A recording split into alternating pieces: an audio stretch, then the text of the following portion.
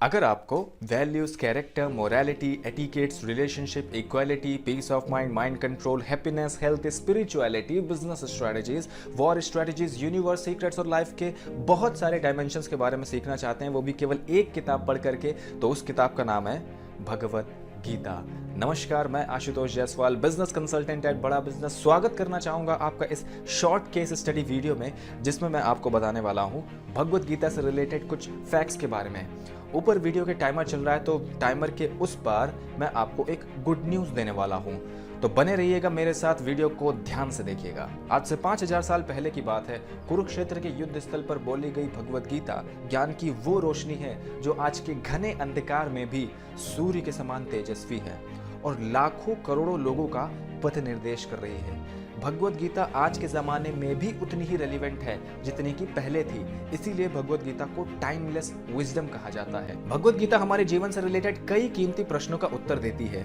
उसमें से एक बहुत ही कीमती प्रश्न ये है कि आखिर मैं हूं कौन, हु एम आई। इसको एक्सप्लेन करने के लिए मैं अमेरिकन साइकेट्रिस्ट की मदद लेना चाहूंगा। इनका नाम है डॉक्टर इयन स्टीवनसन।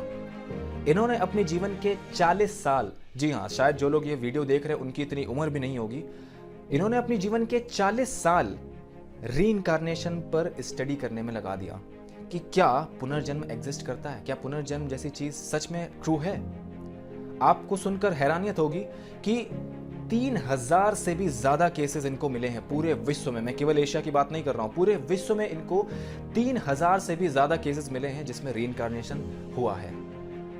तो भगवत गीता हमें यह बताती है कि जिस तरह शरीर कपड़े बदलता है, उसी तरह आत्मा शरीर बदलती है और शरीर के मारे जाने पर आत्मा नहीं मरती। ये कॉन्सेप्ट हमें भगवत गीता से मिलता है। तो इस प्रश्न का उत्तर हमें भगवत गीता से मिला कि हम ये शरीर नहीं, हम एक आत्मा है। इवन आप इस प्रेजेंट लाइफ में भी इसको एक्सपीरियंस कर सकते हो।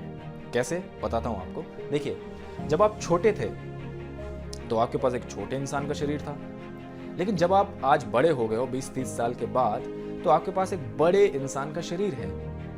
शरीर तो बदल गया ना, लेकिन कंटिन्यू क्या किया?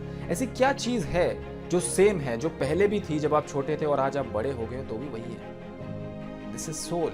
ये आत्मा है। तो आप आत्मा हो। भले आपका कॉन्शियसनेस, आपका इंटेलिजेंस लेवल, आपका नॉलेज लेवल बढ़ गया, बट आप तो वही हो। So you are soul.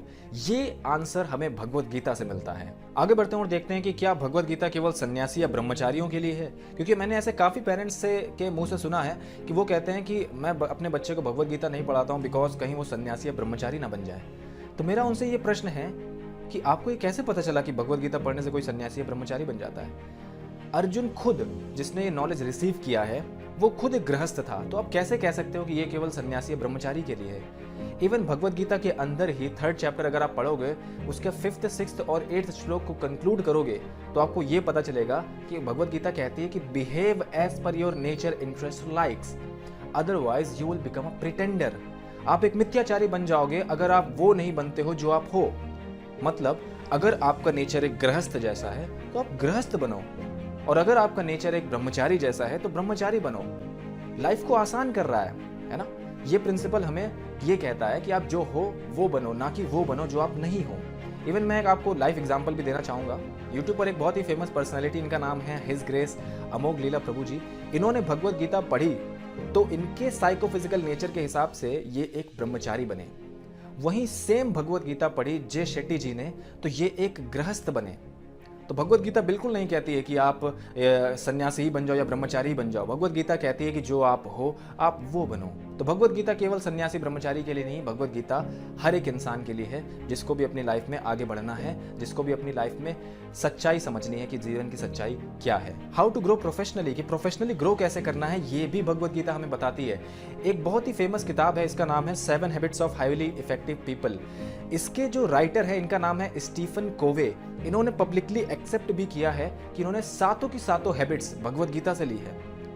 ऐसी और भी कई वेस्टर्न किताबें जैसे कि rich dad poor dad, the secret और थिंक एंड ग्रो रिच, इसको भी अगर आप कभी पढ़ोगे और भगवत गीता को पढ़ोगे तो आप ये देखोगे कहीं ना कहीं इन सारी किताबों में जो प्रिंसिपल्स के बारे में बताया गया है वो भगवत गीता से ही लिए गए हैं। भगवत गीता ही उनका जड़ है, जहाँ से वो निकल के सब जगह गए हैं। तो अगर आप प्रोफेशनली भी ग्रो करना चाहते हो, प्रिंसिपल सीखना चाहते हो कि प्रोफेशनली कैसे ग्रो करें, तो भगवत गीता जरूर पढ़िएगा आप।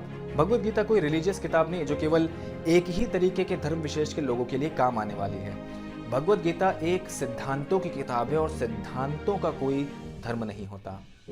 एग्जाम्पल के तौर पे इलेक्ट्रोमैग्नेटिक इंडक्शन प्रिंसिपल, ये एक वो सिद्धांत है जिस पर जनरेटर काम करता है, जिससे बिजली का उत्पाद होता है।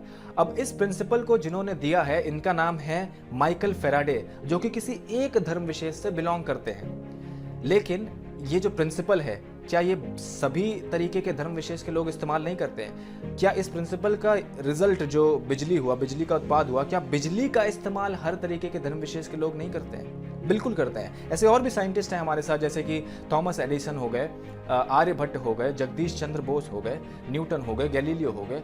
ये सब ग्रेट पर्सनैलिटीज डिफरेंट धर्म विशेष से बिलोंग करते हैं, बट स्टिल इनके द्वारा जो दिए गए प्रिंसिपल्स है वो हर तरीके के धर्म विशेष के लोग इस्तेमाल करते हैं।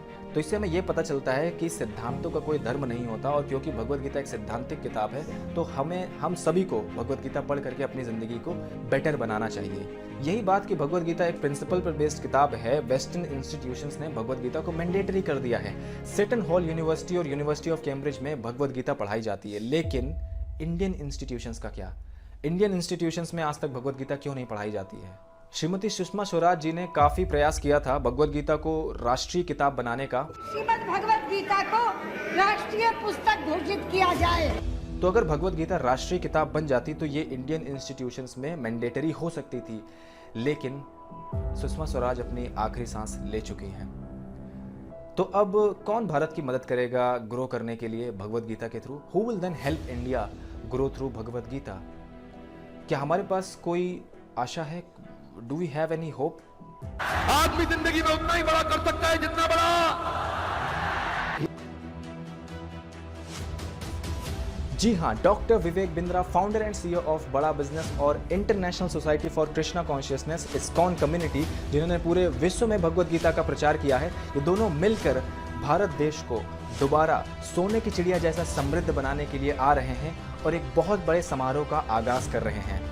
इस समारोह में भारत के 25 लाख से भी ज़्यादा लोगों की मदद हो पाएगी और साथ में ये एक गिनीज वर्ल्ड रिकॉर्ड भी बन जाएगा।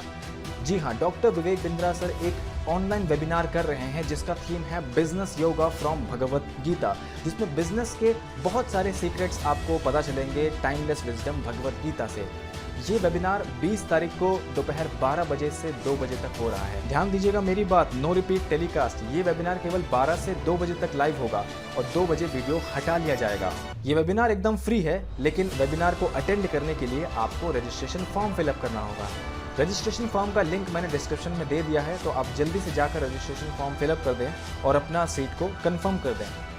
तो वीडियो में अंत तक बने रहने के लिए, अपना रजिस्ट्रेशन करने के लिए, वीडियो को शेयर करके दूसरों का भी रजिस्ट्रेशन कराने के लिए, और फिर 20 तारीख को 12 से 2 वेबिनार अटेंड करने के लिए, उससे नॉलेज ले करके अपने बिजनेस को बड़ा करने के लिए, ये सब करने के लिए आपका बहुत बहुत धन्यवाद।